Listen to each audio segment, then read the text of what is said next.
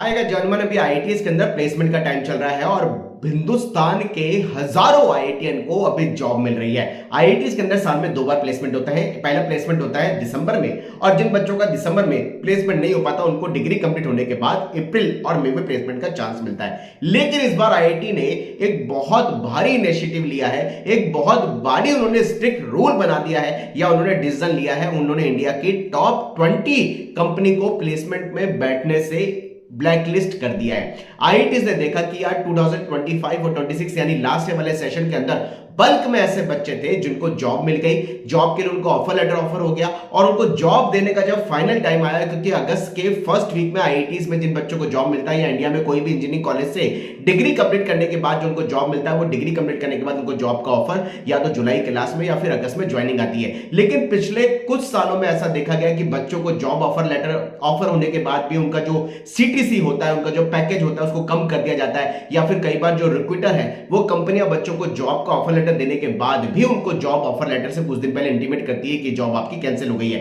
ये इंजीनियरिंग के अंदर बड़ी ही एक कह सकते हैं कि सरकमस्टांसेस पिछले 1-2 सालों में आया है कि बच्चों को उनको जॉब से हटा दिया जा रहा है, इन बंदो ऑफर लेटर देने के बाद उनके ऑफर लेटर कैंसिल किए जा रहे हैं। लेकिन आईआईटी ने इस बार ये इनिशिएटिव लिया है कि इंडिया की 20 कंपनियां ऐसी हैं जिनको ब्लैकलिस्ट किया है, जिनको उन्होंने बोला है कि आप हमारे प्लेसमेंट में नहीं बैठ पाएंगे। बच्चों जो आईआईटीएन है, क्योंकि आईआईटीएन का दिमाग बहुत तेज होता है, हर कंपनी चाहती है कि आईआईटी वाले बच्चे उनके पास जॉब के लिए आए, एमएनसी चाहती है कि आईआईटी वाले बच्चे जॉब के लिए आए। लेकिन इस बार आईआईटी ने इंडिविजुअली हिंदुस्तान की 15 आईआईटी ने डिसीजन लिया है कि 20 कंपनियां ऐसी हैं जिनको ब्लैकलिस्ट कर दिया है, जिन्होंने पिछले साल बच्चों को ऑफर लेटर देने के बाद भी उनको ज्वाइनिंग नहीं दी, या फिर ज्वाइनिंग से कुछ दिन पहले उनको जो सीटीसी है उनके पैकेज को कम कर दिया, जिस कारण से बच्चे बहुत परेशान हुए। और आईआईटी ने बोला कि इस साल वो कंपनियां हमारे प्लेसमेंट पे बैठ ही नहीं पाएंगी, उनको आईआईटीएन हम नहीं देंगे, यानी वो किसी और जगह जाकर के बच्चों के रिक्रूटमेंट करें। लेकिन आईआईटी उनको रिक्रूटमेंट के लिए अलाउ नहीं कर रही है। आपको कैसा लगा ये इनिशिएटिव? और अगर मैं अपनी बात करूं, क्योंकि हमारे इंडिया के अंदर